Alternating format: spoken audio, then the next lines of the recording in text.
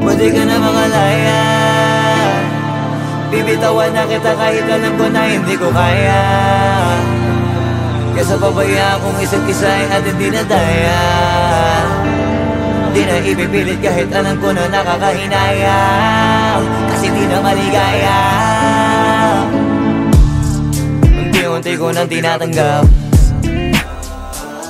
siguro nga dito na rin natatapos ang lahat. Ayoko na rin pilitin ka na makisama pa sa akin, nakakawalang gana. Di mo pa ba yan nakutuban, di ba tamang inala ka?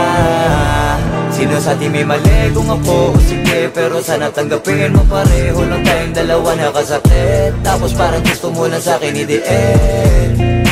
Ito ang epekto nito, nagdedepekto na tayo. Mahirap na lang tanggapin, di makukumpleto ang kwento.